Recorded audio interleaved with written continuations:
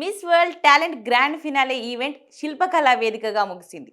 Talent grand ఫినాలేలో Miss Indonesia number 1గా నిలిచారు. ఆ తర్వాత రెండో స్థానంలో మిస్ కెమెరూన్, మూడో స్థానంలో మిస్ ఇటలీ నిలిచారు. మిస్ ఇండోనేషియా పియానో వాయించారు. ఇక మిస్ కెమెరూన్ గానంలో ప్రతిభ కనబరిచారు. మిస్ ఇటలీ బ్యాలే నృత్యంతో ఆకట్టుకుని మూడో స్థానంలో నిలిచారు. ఇటీవల అత్యంత ప్రజాదరణ పొందిన రాను బొంబాయికి రాను అనే తెలంగాణ పాటకు మిస్ నైజీరియా చేసిన ఇండో ఆఫ్రికన్ డాన్స్ బాగా ఆకట్టుకుంది.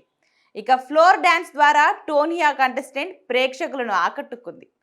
ఐ లవ్ స్టోరీస్ అనే అద్భుత గీతం పాడి బ్రెజిల్ కంటెస్టెంట్ అలరించారు. ఇక Netherlands Miss World contestant ice స్కేటింగ్తో అద్భుత విన్యాసాలు ప్రదర్శించారు. చెక్ రిపబ్లిక్ సుందరిమణి కూడా పియానోతో తన ప్రతిభను ప్రదర్శించారు. ఇక అర్బన్ డాన్స్ మూమెంట్స్తో అర్జెంటీనా కంటెస్టెంట్ ఆకట్టుకున్నారు. సాంప్రదాయ సింహాలి నృత్యంతో మిస్ శ్రీలంక తన టాలెంట్ను ప్రదర్శించారు. ట్రివిటాడ్ కంటెస్టెంట్స్ ఏరోబిక్ ప్రదర్శనతో మెప్పించారు.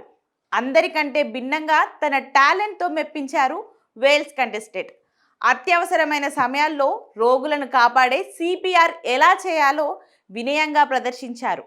కెన్యా కంటెస్టెంట్ జూంబా డీజే ద్వారా ఉర్రూతలూగించింది. ఇక మన Indian contestant miss India Nandini Gupta Bollywood hit song Ramlila సినిమాలో డోలు బాజే సాంగ్తో ఉర్రూతలూపింది. చివరగా మొత్తం 24 మంది పోటీదారులు రాను బొంబాయికి రాను అంటూ తెలుగు పాటకి స్టేజ్ దద్దరిల్లేలా పర్ఫార్మెన్స్ చేశారు. ఈ అందాల పోటీలు ఈ నెలాఖరు వరకు కొనసాగుతాయి.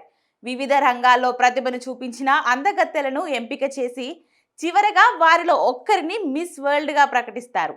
మిస్ వరల్డ్ కంటెస్టెంట్లు వచ్చినప్పటి నుండి వారు వ్యవహరిస్తున్న వివిధ రీతులపై అధ్యయనం చేస్తారు.